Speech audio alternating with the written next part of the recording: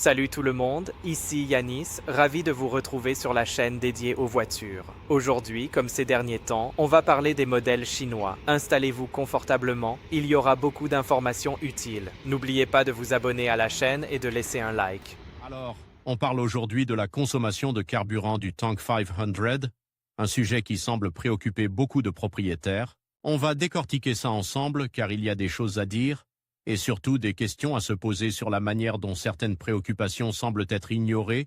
Commençons par les caractéristiques techniques clés. Le Tank 500, on le sait, c'est un véhicule imposant, un SUV robuste.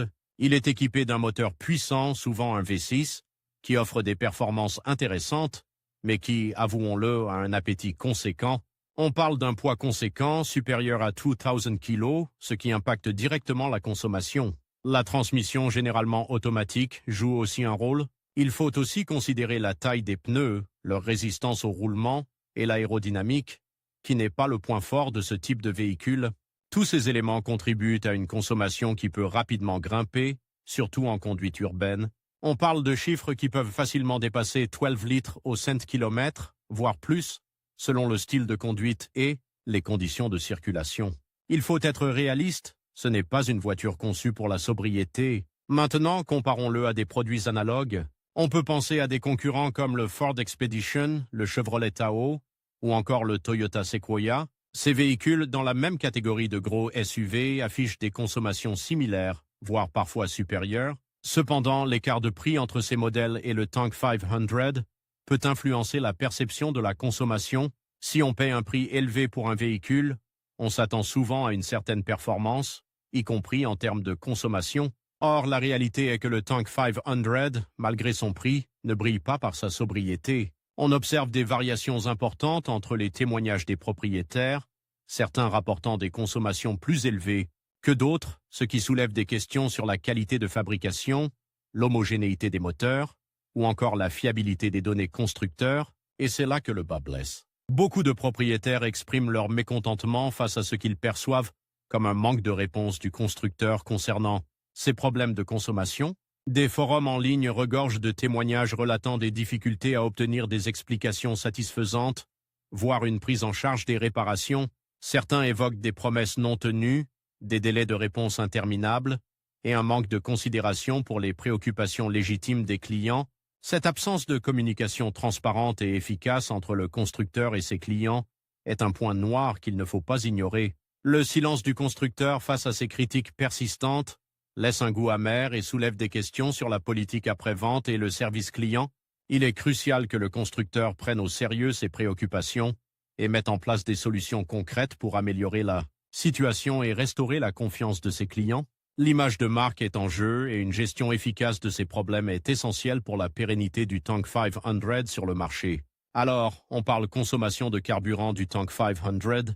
C'est un sujet qui revient souvent, et pour cause. Beaucoup d'entre vous, propriétaires de ce magnifique SUV, se plaignent d'une consommation bien supérieure à ce qui était annoncé. On va donc décortiquer ensemble les moyens de réduire cette consommation, et surtout, on va voir si le fabricant, lui, prend réellement des mesures pour répondre aux préoccupations de ses clients. Commençons par ce que vous pouvez faire pour améliorer la situation. Il y a plusieurs facteurs qui influencent la consommation, et certains sont directement sous votre contrôle. Tout d'abord, le style de conduite a un impact énorme. Une conduite souple, anticipative, avec des accélérations progressives et des freinages doux, permet de gagner des litres à chaque trajet, éviter les accélérations brusques, les freinages appuyés et les démarrages en trombe.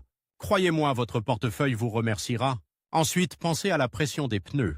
Des pneus sous-gonflés augmentent la résistance au roulement et donc la consommation. Vérifiez régulièrement la pression et gonflez-les à la pression recommandée par le constructeur, que vous trouverez généralement sur une étiquette située sur le montant de la portière ou dans le manuel d'utilisation. On parle souvent de l'impact de la charge, mais c'est évident. Plus votre Tank 500 est chargé, plus il consomme. Évitez donc de transporter des charges inutiles. Enfin, l'entretien régulier de votre véhicule est primordial. Un filtre à air encrassé, une bougie d'allumage défectueuse ou un problème au niveau de l'injection peuvent considérablement augmenter votre consommation. N'hésitez pas à faire contrôler votre véhicule régulièrement par un professionnel. On parle ici d'économie à long terme et ça vaut vraiment le coup. Passons maintenant à la question qui fâche, Le fabricant prend-il des mesures face à ces préoccupations concernant la consommation du Tank 500? C'est là que ça se corse. De nombreux témoignages font état d'une absence de réaction concrète de la part du constructeur. Certains propriétaires se sentent ignorés, voire même délaissés. On trouve sur les forums et les réseaux sociaux de nombreux posts exprimant la frustration des utilisateurs face à une consommation excessive et à l'absence de solutions proposées par le fabricant. Certains évoquent des promesses non tenues, des mises à jour logicielles inefficaces et un manque de communication flagrant. Il est important de noter que chaque cas est unique et que les expériences peuvent varier. Cependant, le nombre de témoignages similaires laisse penser qu'il y a un réel problème à ce niveau. Il serait donc crucial que le constructeur prenne au sérieux les préoccupations de ses clients et mette en place des solutions concrètes pour améliorer la situation.